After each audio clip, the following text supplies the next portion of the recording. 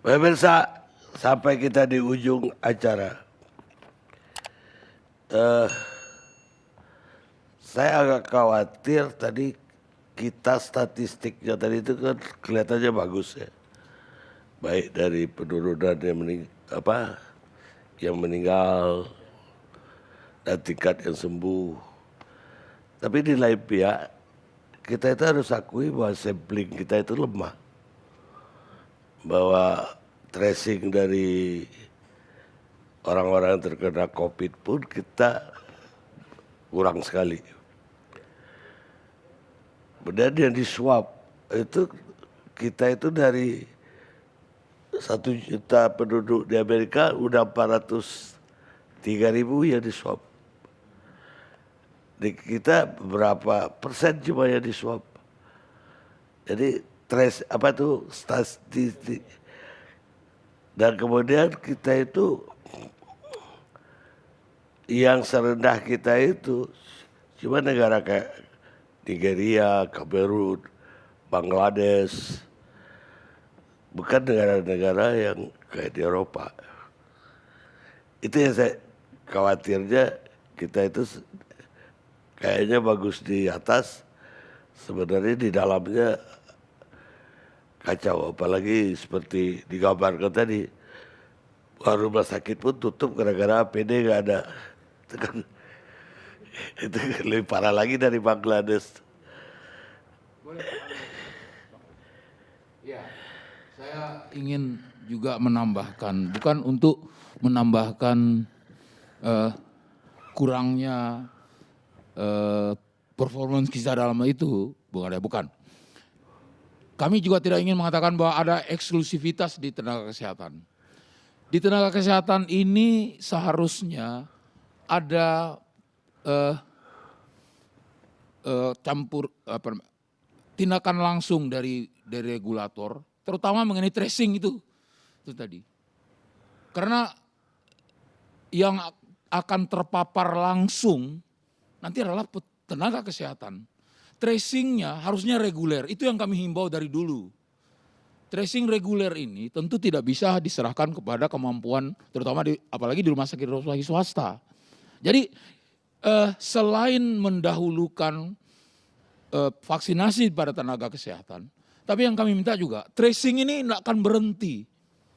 Jadi ini yang perlu dibantu. Saya tidak mengatakan eksklusif tenaga kesehatan, tapi tracing yang reguler ini itu sangat membantu nanti.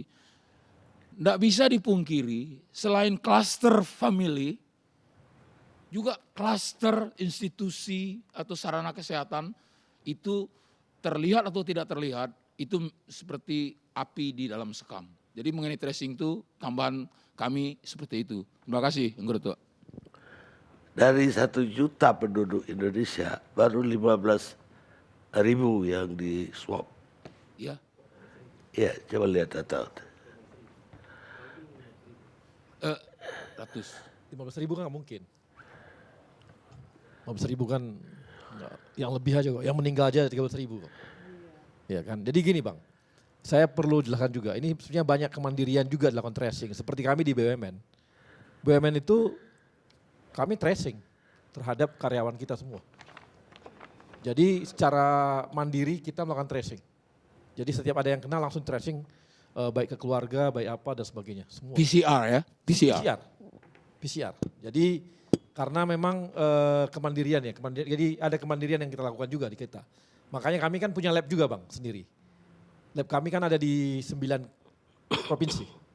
Jadi itu juga mewakili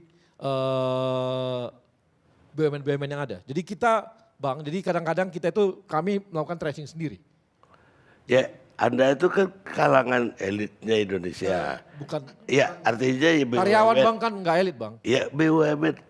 Di bawah lebih parah lagi. Karyawan maksudnya. Jadi seperti UMP juga tuh Bang, 2 juta juga gajinya. Makanya saya bilang dari 15 Ya. 15.000 tadi dari 1 juta penduduk Indonesia. Ya. Bukan seluruhnya, baru 15.000 di swab. Oh iya. Jadi itulah, ini kan artinya, ini komitmennya Pak Jokowi juga di pemerintah untuk melakukan supaya seperti yang dikatakan bahwa vaksin ada pun ini nggak berhenti.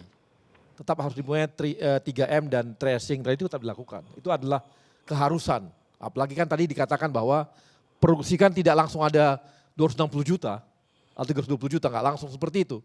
Kan butuh waktu juga, mau nggak mau kan kita harus tetap melakukan seperti itu gitu Bang. Baik, sekarang Fadlizon. Terima kasih Bang Karni. Saya menyimak tadi berbagai keterangan penjelasan yang teknis tentang vaksin ini. Namun memang yang patut disayangkan adalah ketidakhadiran misalnya Menteri Kesehatan dan BP POM.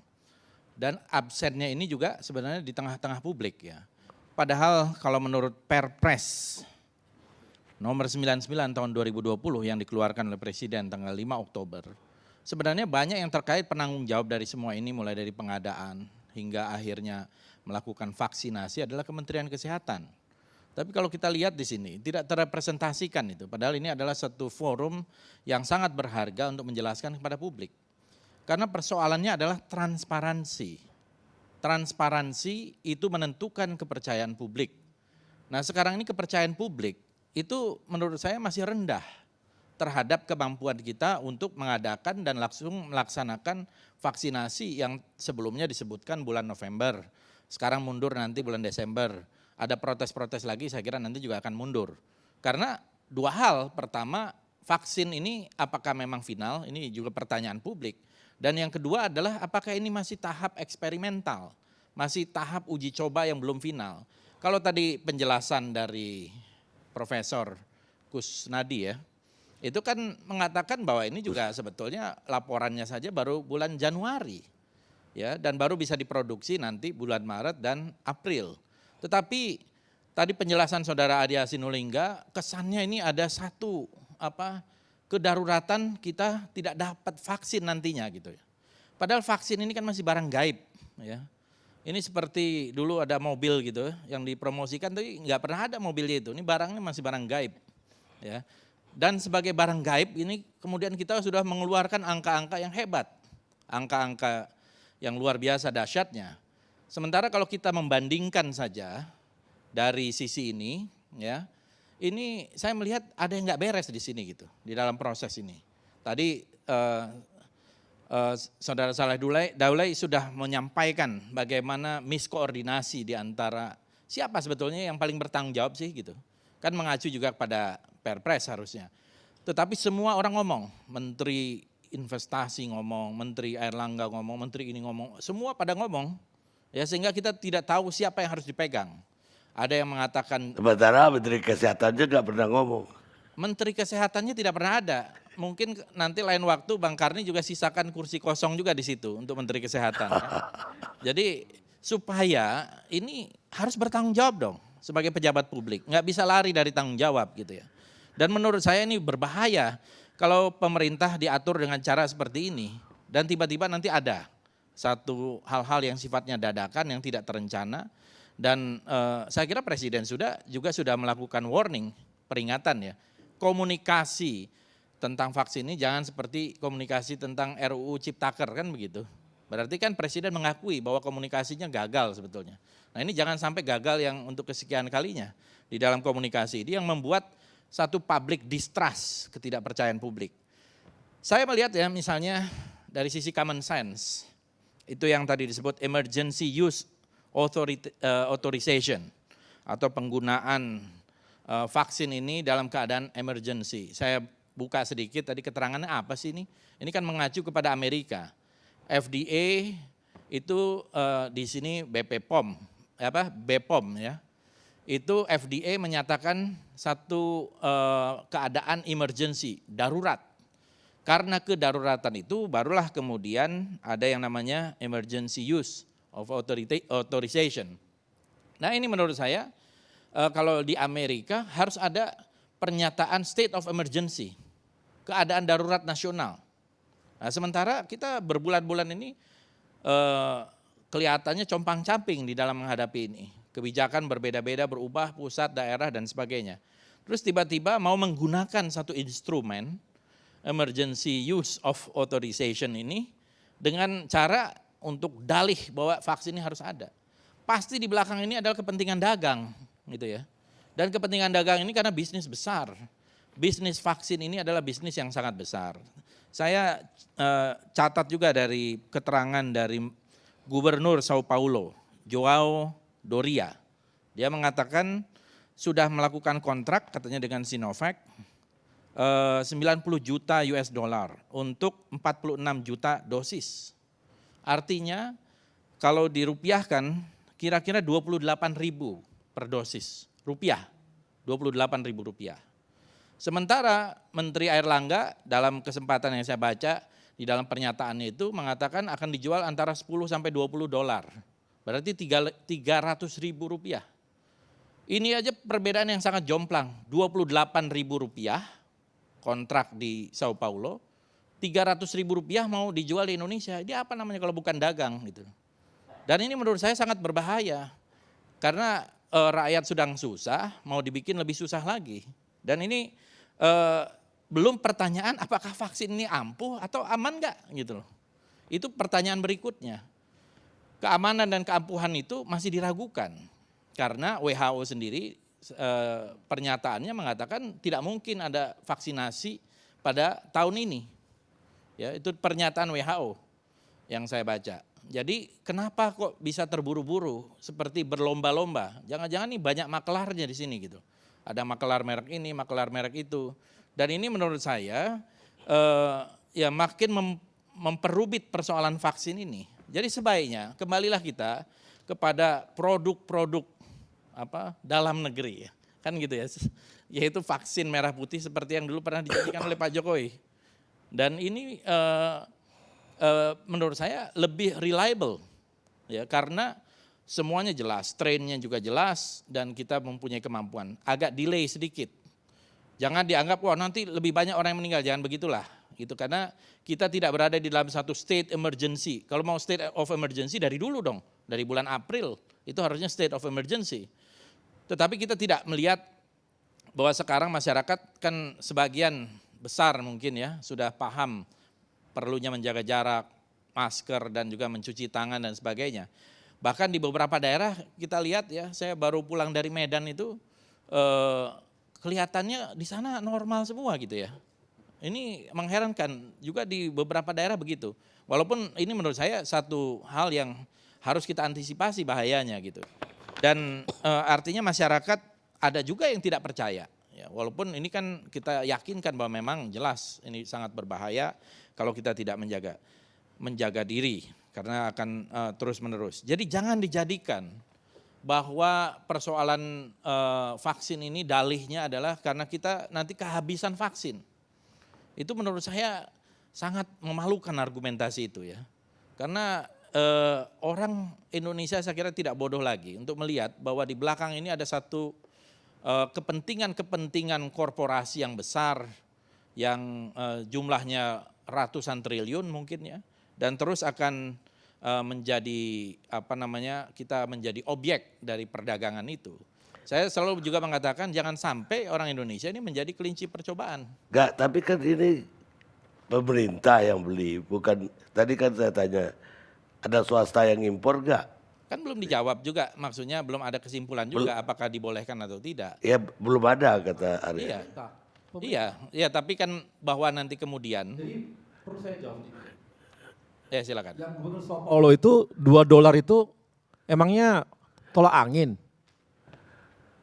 Mana ada vaksin tolak angin bos? Harga $2 kan 20.000. Itu udah dikatakan oleh Sinovac hoax. Jadi jangan sampai kita menyebar hoax juga. Enggak, saya dengar di Rusia saja harga vaksinnya itu dijual Rp35.000.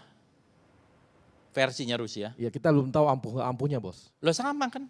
Ampuh belum ampuh juga kita Iya, belum tahu sekarang tapi ini. artinya ini kan belum tahu. Artinya aku ngomongin tadi, kalau cuma $2, Iya. vaksin flu aja 5.000 bos. Jadi begini Bung Arya. Jadi ini enggak, saya mau supaya jangan nanti masyarakat seakan-akan nih seperti ada bisnis dan sebagainya. Oh ya memang ada bisnis dong, masa nggak ada bisnis? Ini tolak angin. Jadi yang mungkin vaksinnya Bang Fadli John ini vaksin tolak angin. Yang harganya $2, 20.000-an. Tolak angin itu merek itu. Oh ya sorry, ya pokoknya yang itulah.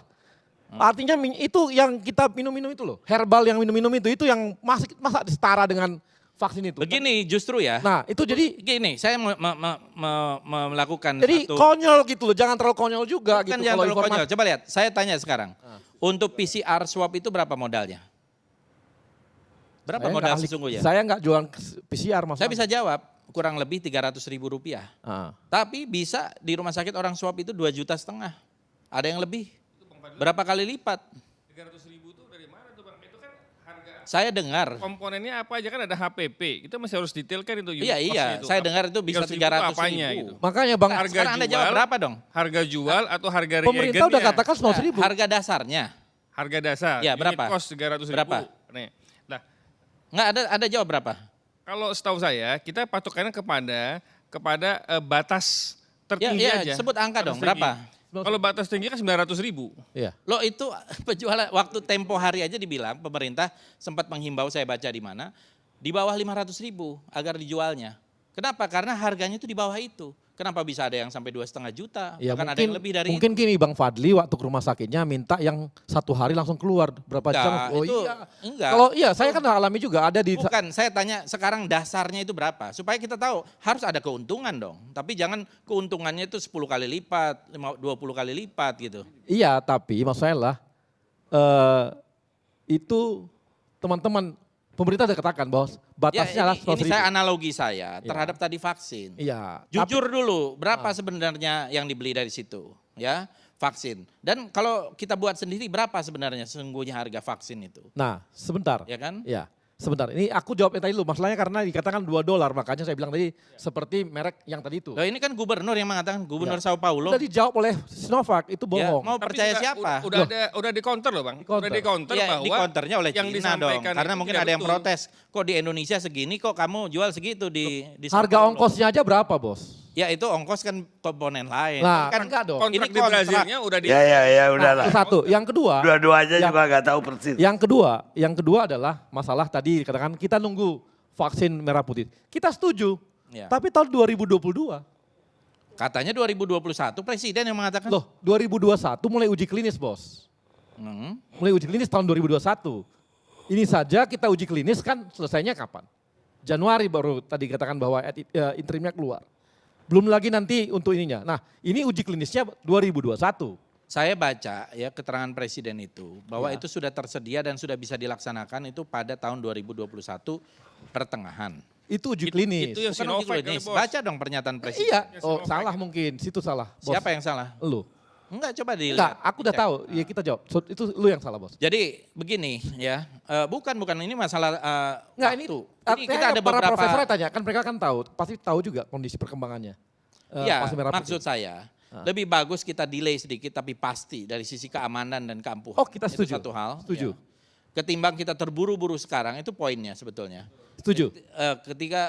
Ketimbang kita terburu-buru sekarang dengan vaksin yang dari luar ini, yang saya sebut nih vaksin palu arit ya, versus vaksin merah putih.